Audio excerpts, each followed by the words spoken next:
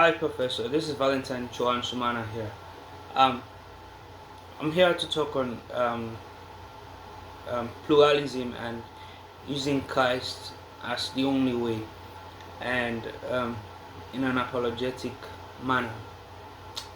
So, in the book Me Apologetics, chapter 4, um, going through it, you get to find out that, there are other thinking of religion, thinking of the Christian doctrine, or thinking of Christ. Some people might think Jesus is a prophet. Some people might think he's a scholar, he's a philosopher. He was a wise man, he was a sage. As compared to other religions in the world, like Buddha, Siddhartha Gautama, or Hinduism with Brahman, Shiva, Vishnu, and even the demigods Krishna, or Greek mythology, Poseidon, Zeus, Hercules. However, I interpret Jesus as in the book of John, and also with some additions in Acts, that he himself believed he was God. There are two things that were happening. It's either Jesus was extremely stupid, added additions with naivete, or he was saying the truth. And I tend to want to believe he was saying the truth. There's a book called Fear and Trembling by an Eastern European philosopher, Soren Kierkegaard, in which he spoke of the leap of faith.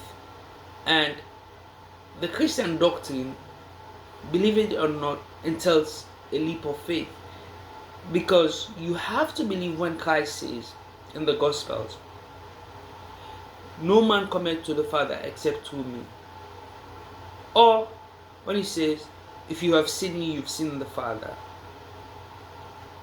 I mean, it's either it's true or it's a lie. If it's a lie, he Christ, is either a dummy, a fake, a fraud, or he's actually God incarnate. Alright, now, who would I want to believe in a story? Yeah, let's say two different people are telling me the same story, right? And one was an eyewitness, and the other was not an eyewitness. However, he's telling me this story because he found out about this story some years ago. Okay, this thousands of years later the actual event happened, or someone who was there, who was an eyewitness, who was with the said Jesus. Who am I going to believe? I'm definitely going to believe the witness. So I tend to want to believe Mark, Matthew, Luke, John. I tend to want to believe them. And I'm definitely going to believe Paul. Yes, he was not a witness of the per se physical witness of Jesus before his death, but he met the people who knew Jesus and was in the same century. So I'm definitely going to believe Paul. So Jesus, in all the other worldly religions, Jesus is the only one who actually said, "I am." He referred to himself as "I am" in the sense of "I am before Abraham." So he's timeless. Now, this is the argument I'm making. He's out of time because he says "I am" before Abraham. So he's out of time. He died and he rose again. He's out of substance. And I'm not going to use the word if. He's still alive, right? He's still living, the spirit and in truth. So he's out of matter. He can be in and out of it. He has that power. So, talking about pluralism, you can make everything relative.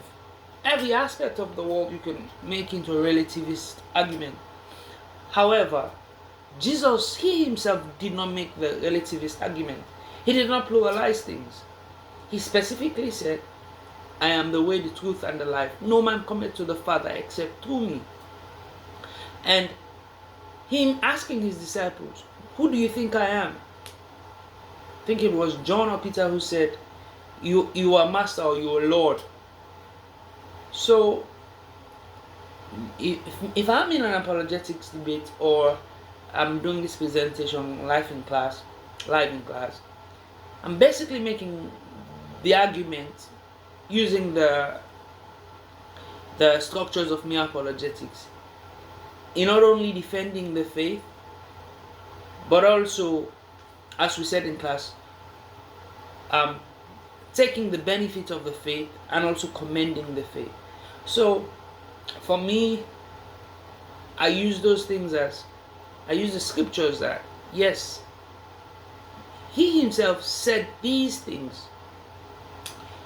You don't even to be knowledge deep into theology for you to actually understand this, because good apologetics speakers go direct to scriptures. So you need scriptures available to everyone, even if you're not in seminary. What does the Bible itself say? Does he say in the Bible that I am the way, the truth, and the life? No man cometh to the Father except through me. It's there, right? That's my get-go for evidence. It's another argument in you don't believe the Bible. It's a different argument that, did he say it or did he not say it? I am before Abraham. I mean, that is very clear. So, for the class presentation, that's my own portion that I'm giving. That, look, Jesus is out of time, space, and matter. He himself claimed that without him, you cannot get to the Father. He says, if you've seen me, you've seen the Father. That's all I need. So, joining the Synoptic Gospels, John and Paul, those people are enough evidence for me to not see Christianity as in a pluralist form. However, it is